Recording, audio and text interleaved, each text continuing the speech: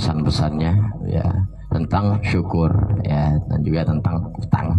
Utang lah, ini bapak utang ya. Boleh menambahkan sedikit ya, insya Allah bisa bermanfaat buat diri anda sendiri dan yang di bawah-bawahnya nih, karena saya nggak pantas kalau ngomong sama ibu-ibu karena lebih atas dari saya, umurnya lebih tinggi, apalagi ada mak saya, ada guru saya. Cuman menambahkan hanya sedikit, mengingatkan untuk saya pribadi dan orang yang ada di sekitar saya nih, yang di bawah-bawah saya ya, kan masih ada tuh.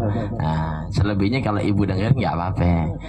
Dikatakan bahwasanya kemarin ketika di dalam mukodimahnya di dalam kitab Safinatun Najah ya, seorang guru dia menerangkan di dalam mukodimahnya awal itu ada ucapan alhamdulillah ya. Seorang pengarang ya, musonif mengatakan alhamdulillah. Namun dijabarkan atau dipaparkan mengenai tentang makna alhamdulillah itu ada tahapan-tahapan. Bisa dianggap dia orang yang bersyukur, dengarin bu ya, bisa dianggap di orang yang bersyukur ada 3 tahapan. Di antaranya apa? Bil lisan, dengan lisannya. Seperti tadi guru kita sampaikan, ada orang yang ketika dia mendapatkan suatu kebahagiaan ketika Allah Subhanahu wa taala telah memudahkan segala hajat dan urusannya, lalu keluarlah ucapan syukur alhamdulillah dari seseorang yang telah Allah Subhanahu wa taala berikan kebahagiaan atau di hajatnya dimudahkan oleh Allah Subhanahu wa taala.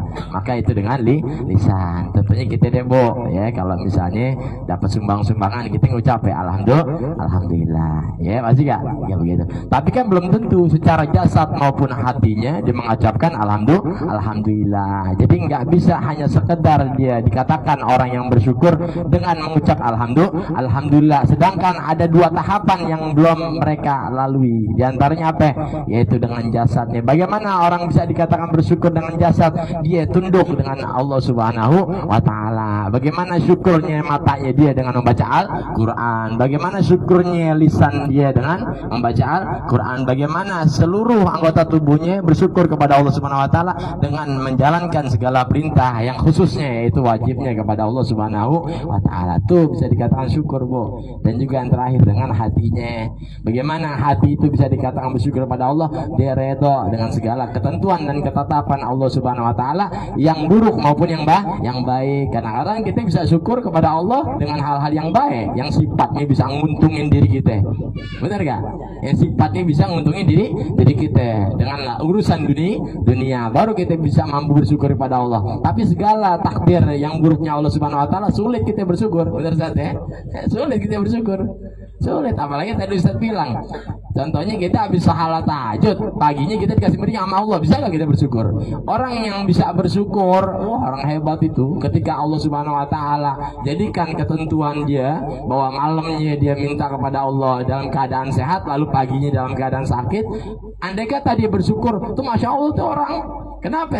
Karena apa yang diharapin nggak sesuai dengan keinginannya, tapi Allah punya kehendak lain.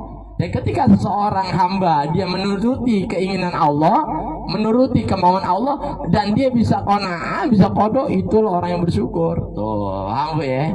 Paham ya Bu? Nah ibu udah ngantuk kan, udah paham-pahamin ya. Jangan bikin utang dulu Bu, insya Allah pulang dari sini utang lunas. Soalnya udah aneh teleponin Bang Keliling udah datang. Bang Keliling, ntar yang butuh di sini, aneh bilang sama RT, ntar ada yang baru teh di Cikunti, Bang Keliling nggak boleh masuk nih teh. Kenapa bahaya? Besok-besok nih pohon mangga pada tebang-tebangin deh. Pohon mangga tebang-tebangin apa? Takut gue gunduh diri doang. Iya kan mau bilang ntar nih, kan ada rapat nih.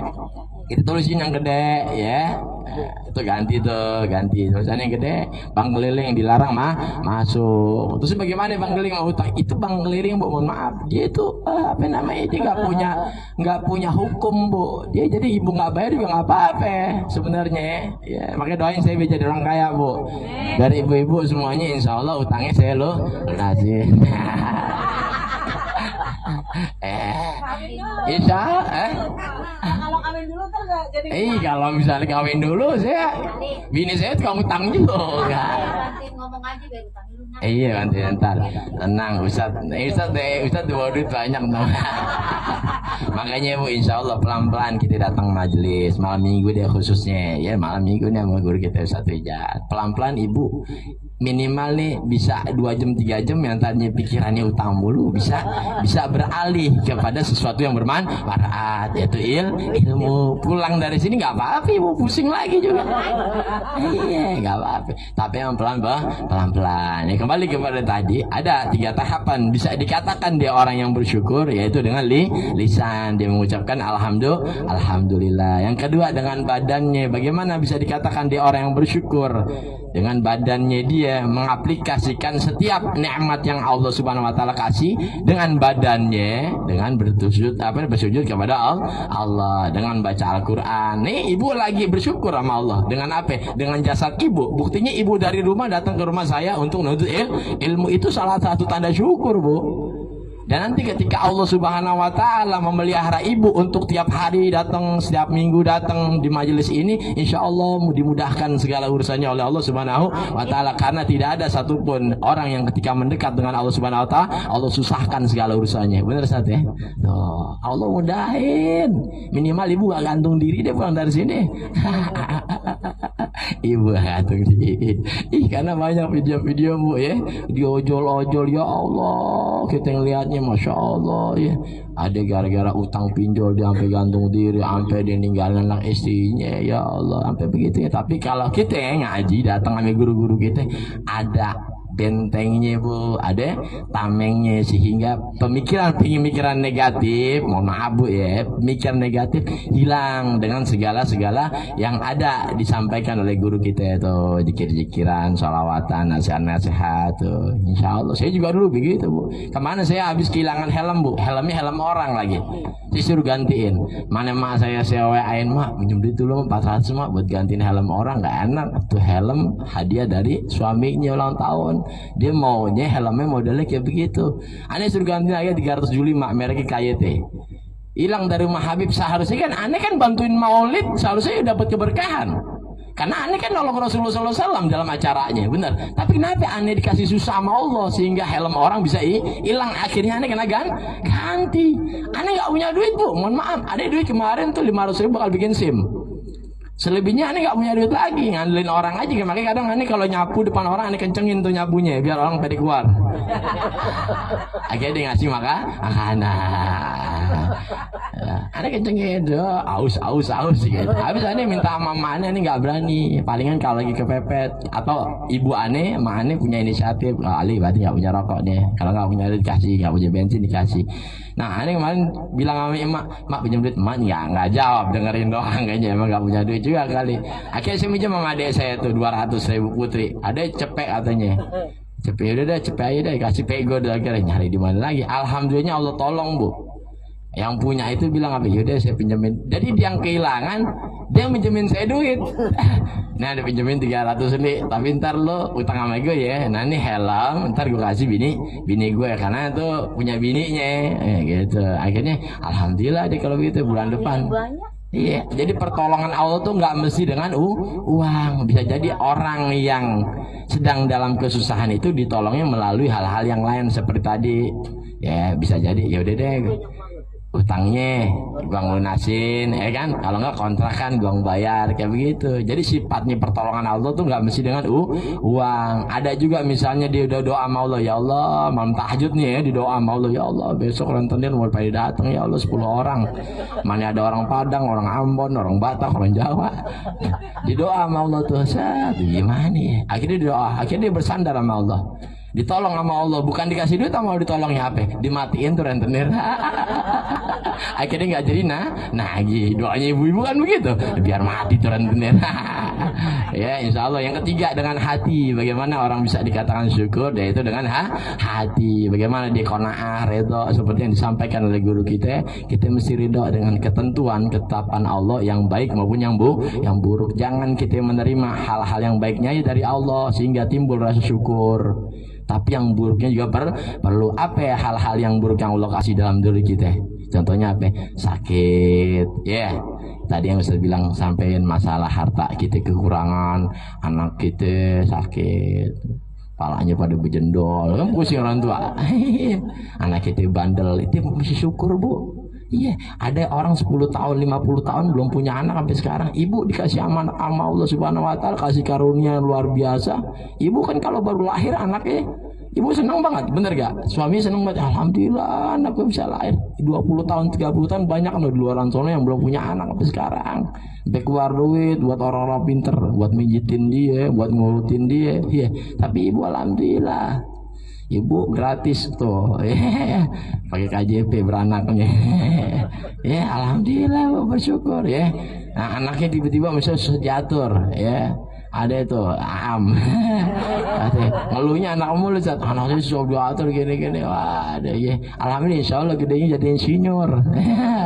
Ya amin, biar bisa jadi insinyur ya. Jangan lihat dulu sekarang, yang penting orang tua punya usaha untuk doa dan juga membimbing mendidik anak ke jalan Allah Subhanahu wa Ta'ala. Urusan dia nanti mau jadi apaan ya, itu urusan Allah. Yang penting orang tua punya rasa sifat usaha mendoakan yang baik-baik dan juga dengan mendidik sesuai ajaran Rasulullah Sallallahu Alaihi Wasallam tuh kayak begitu. Tiga dengan hati ya, terima apa yang Allah Subhanahu Wa Taala kasih dengan hal yang baik maupun dengan hal yang buruk ya. Jangan kita bersyukur ketika dikasih nikmat aja bu ya, dikasih musibah sama Allah juga mesti bersyukur ya Allah, alhamdulillah saya dikasih sakit. Alhamdulillah dikasih sakit, alhamdulillah guru saya ngajarin bu, makanya ketika saya dicipta saya bersyukur aja alhamdulillah. Bahkan saya joget-joget sama mak saya menunjukkan saya punya rasa syukur. Padahal apa saya udah menewat badan ya, tapi berusaha untuk syukur walaupun nyatanya gitu juga belum bersyukur, tapi berusaha untuk bersyukur. Ya Allah, nikmat yang Allah kasih kayak begini banget, tapi kita berusaha untuk seneng apa yang Allah kasih. Itu belum seberapa bu. Kita punya guru-guru ya, punya nabi-nabi, musibahnya luar biasa bu ya. Kita belum seberapa ya, ujiannya belum seberapa, tapi nabi-nabi guru-guru kita ujiannya masya Allah ya. Ya, insya Allah mudah-mudahan dengan masalah dan musibah dan ujian segala yang Allah Subhanahu Wa Taala kasih di dalam kehidupan kita bisa meninggikan derajat kita, dan juga insya Allah juga kita mendapatkan kemuliaan dari Allah Subhanahu Wa Taala berkat daripada guru-guru kita, dari orang tua kita, dari majelis yang Allah Subhanahu Wa Taala tetapkan dalam malam hari ini. Ya ala hadhihi ya ala kulli sholih wa Nabi al-Fatihah. الحمد لله رب العالمين الرحمن الرحيم مالك يوم الدين إياك نعبد وإياك نستعين اهدنا الصراط المستقيم صراط الذين أنعمت عليهم غير المغضوب عليهم ولا الضالين آمين رب اغفر لنا ولوالدي وللمؤمنين آمين استغفر الله العظيم استغفر الله العظيم استغفر الله العظيم الحمد لله رب العالمين حمدا يوافي نعمه ويكافئ مزيدا يا ربنا لك الحمد يا ربنا لك الشكر كما ينبغي للجلال والإكرام وعظيم سلطانك. اللهم صل على سيدنا محمد وعلى آل سيدنا محمد. اللهم صل على سيدنا محمد صلاة تنجينا بها من جميع الأهوال والآفات وتقللنا بها من جميع الحاجات وتطهرون بها من جميع السيئات وترفعنا بها عندك على درجات وتبلغ بأقصى الغاية من جميع الخيرات في الحياة وبعد الممات. يا الله يا كريم إن الله على كل شيء قدير. يا الله يا كريم وهو خير الفاتحين. يا الله يا كريم وهو خير الرازقين. اللهم إنا نسألك أن ترزقنا رزقا حلالا واشيا طيبا من غير تعب ولا مشاكة ولا ضير ولا نسب إنك على كل شيء قدير. اللهم سلمنا والمسلمين وعافنا والمسلمين واعف عنا وعن المسلمين وكنا وإياكم شر المصائب والدنيا والدين. ربنا آتنا في الدنيا حسنة وفي الآخرة حسنة وقنا عذاب النار. اللهم اغفر لنا ولوالدينا ولجميع المسلمين والمسلمات والمؤمنين والمؤمنات الأحياء منهم والأموات. وصلى الله على سيدنا محمد وعلى آله وصحبه وسلم والحمد لله رب العالمين. على نعم الله الحمد لله على بركات الله الحمد لله حمدا يعافي نعمه ويكافئ مزيدا والحمد لله رب العالمين. رسول الله سلام عليك رفيع الشان والدرجة. رسول الله سلام عليك يا رفيع الشان